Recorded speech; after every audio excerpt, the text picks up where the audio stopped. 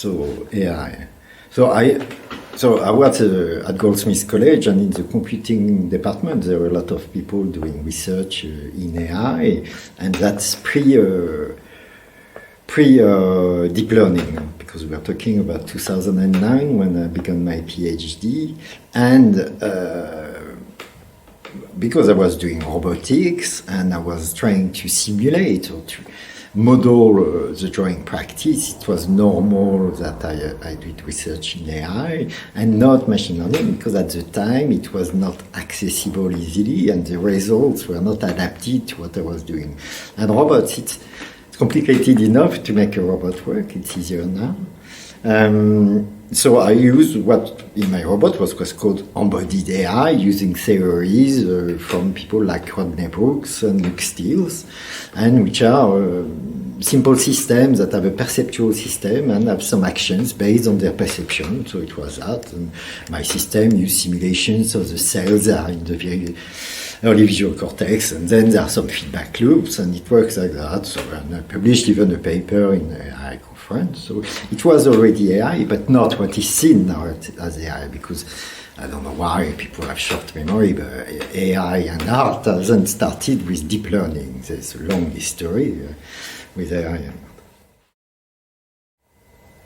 So, and regarding, so now, because that's the question in reality, is deep learning. So deep learning appeared in 2012, 2011, but I waited until 2017 because I was very busy with my robots, and it was not practical. I like to do installations with multiple robots, so having multiple GPUs would have been very expensive, and it was not my focus. I had enough work with robots without using machine learning, and it was not necessary. So it's in 2017, I was not at Goldsmiths anymore. I bought my first GPU, and then I started to experiment with deep learning, and I use Keras, the framework based on TensorFlow, and immediately, because I had some idea that it could work, I used Pix2Pix. And my first idea, what prompted me to do that, is that I thought I could train a model to recover the face of the sitter from the drawing. So, and the idea was to make an installation where you would have a camera and a projector, and it would go over the drawing and kind of like that highlight and make the face reappear. So I trained and I modified the model. I trained it with data that I had, with a data set that I composed with people that sat for my robots, and some drawings simulated, etc. So it started like that. That was the first impulse, and I like exploration and research. So as soon as I understood how it worked, because actually they are fairly simple. In a certain way, machine learning is simpler than programming in a certain way. So I explored the different possibilities and what to do with this Pix2Pix model that enabled to transform a drawing into a representation that's approximately photorealistic. It's not at all, but like that. And I did a few experiments.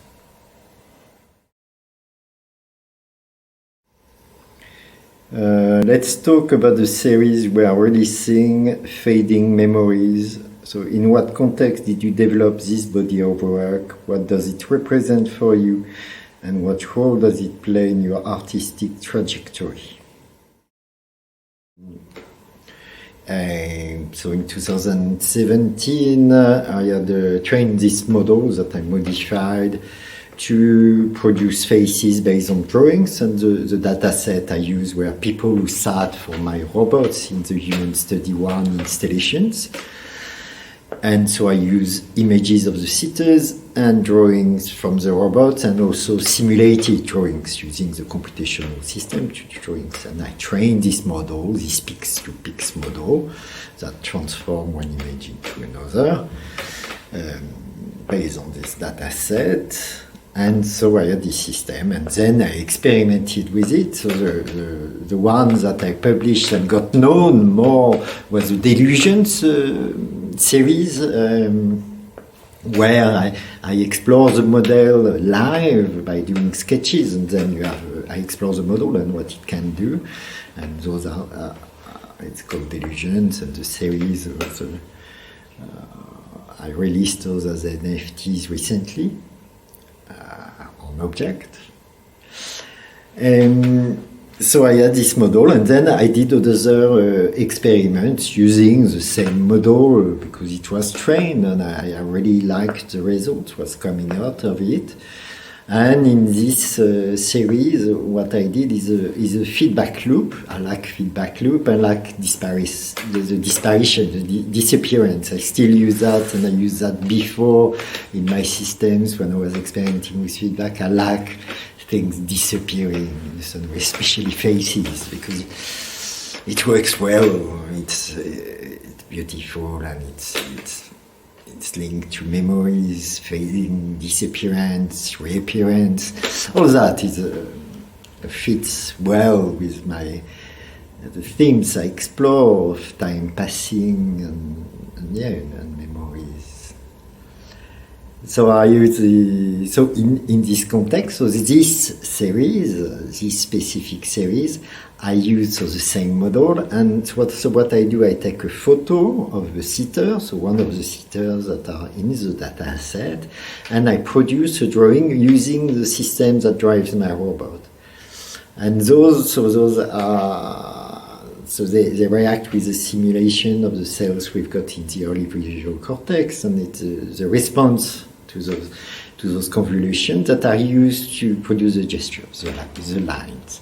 And then so I get this first drawing, I put the drawing in the Pix2Pix model, it pulls out an image, and then I produce a drawing, the system produces a drawing of this output, etc., in a feedback loop. So progressively, the drawing disappears and is replaced by this kind of image with some geometric elements, and sometimes you can see a face, and then I do the reverse loop, so the face reappears in a certain way.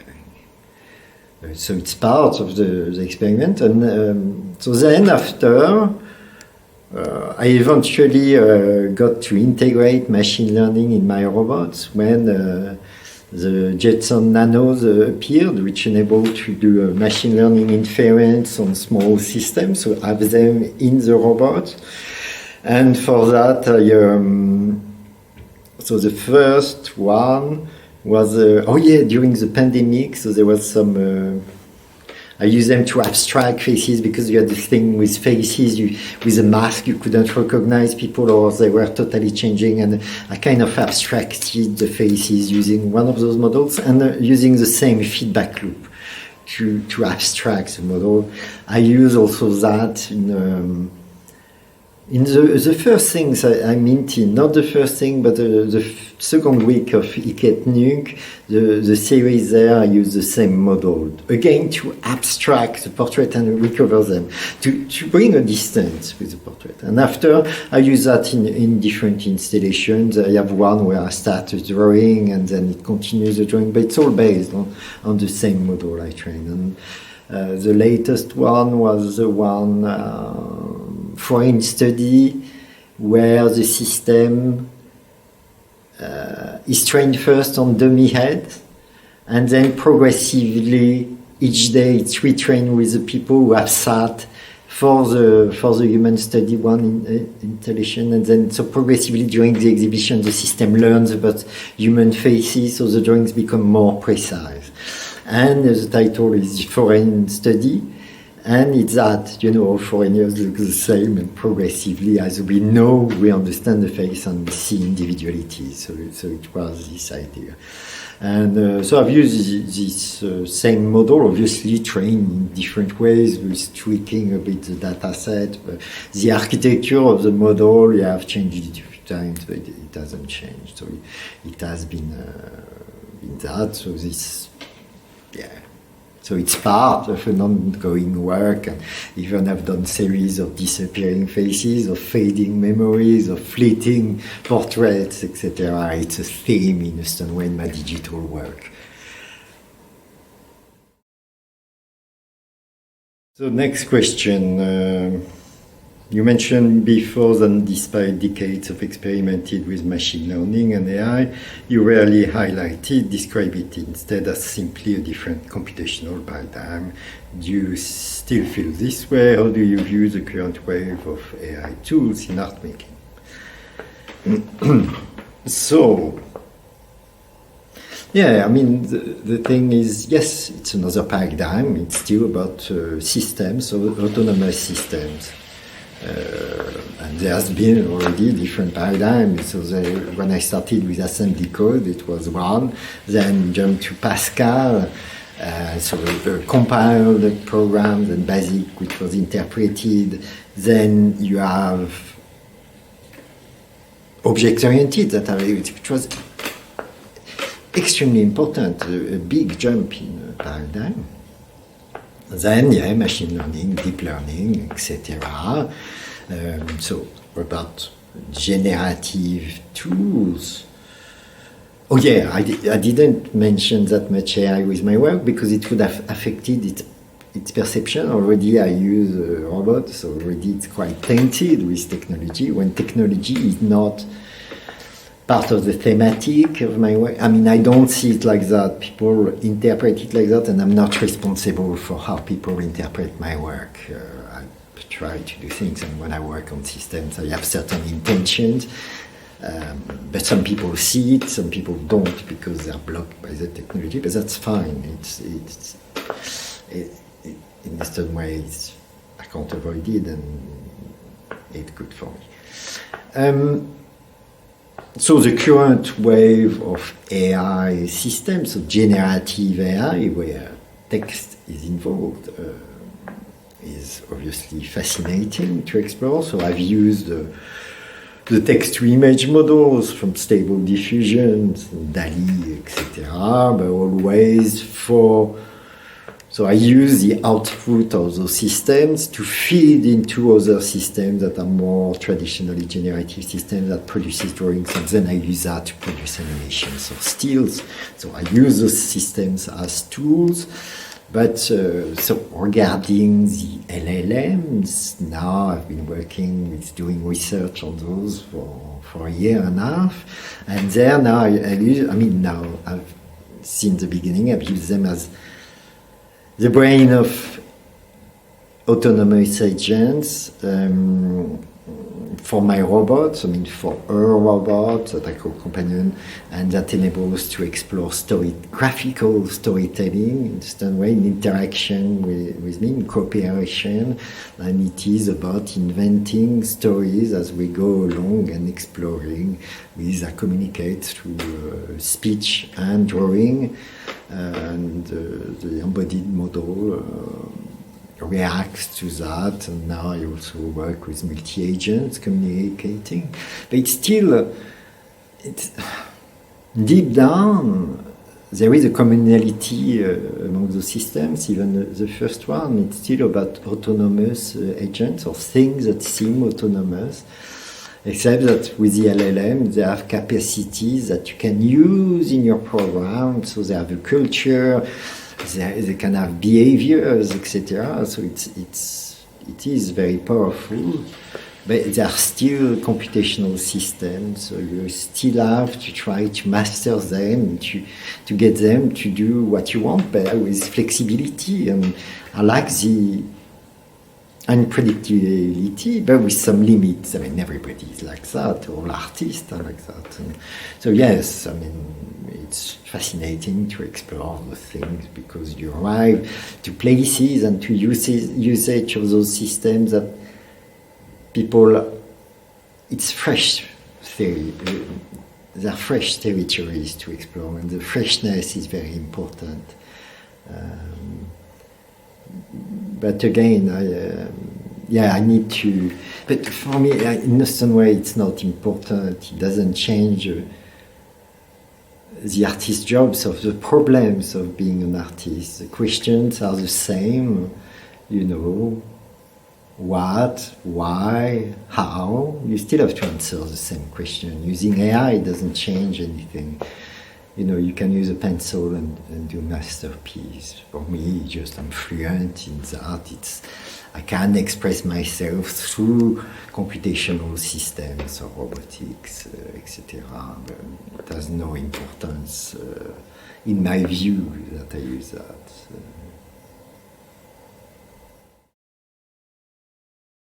So what lies at the core of your artistic practice? So that is the practice, but why? And then how? When I say I transform that into an artwork, is that my artwork are not about technology? It's quite simple. It's about, I mean, simple.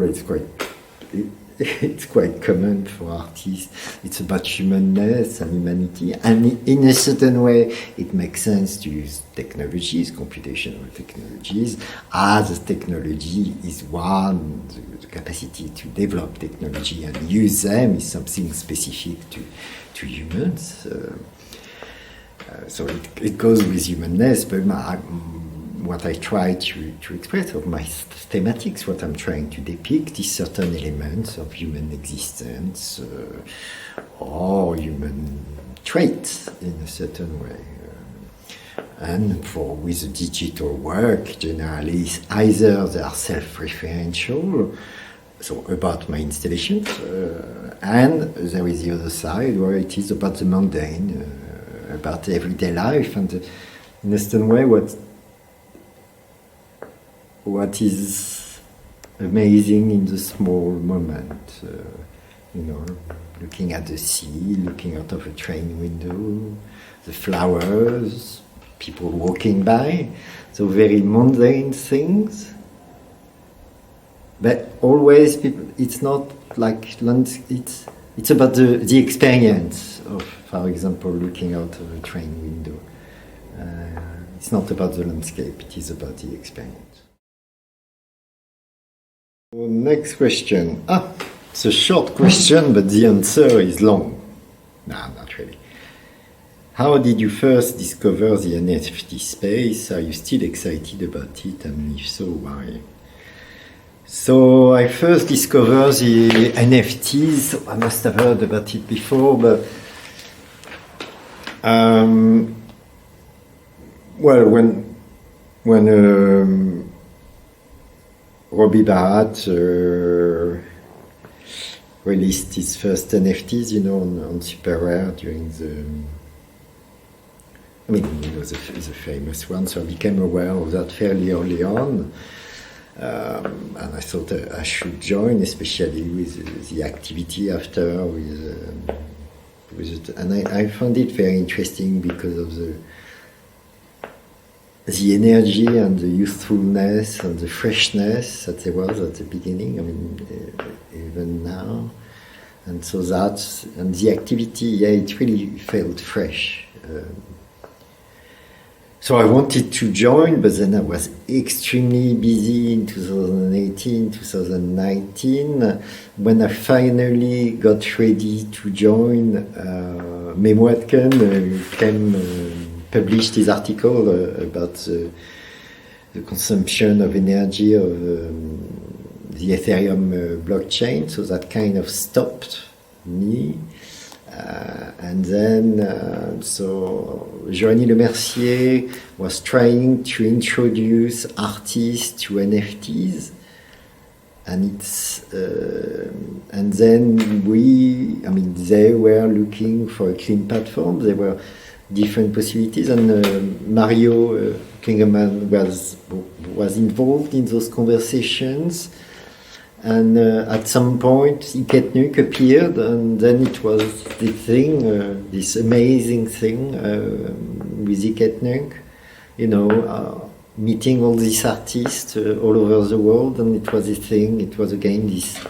I mean, it was like artists when we arrive in an empty building or empty buildings in an area in a city and transform it into an artist commune in a certain way. It doesn't last this first moment, but Nunc was very special, and for me it was amazing because I didn't have a digital practice in a certain way. It was all robotic and embodied, so physical. And quickly I developed a digital practice. I very quickly wrote programs to have a digital practice, and I'm very happy to have that because it's very different from the installations. And it's not that it is different from contemporary art or new media, but not. Yes, it is very different because we are closer to the collectors, and people can invent themselves.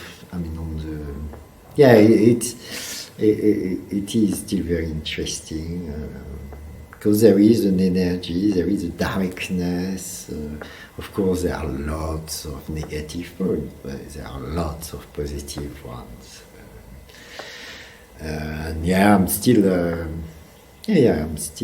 involved in the NFTs, and there might be more overlaps now and more and more.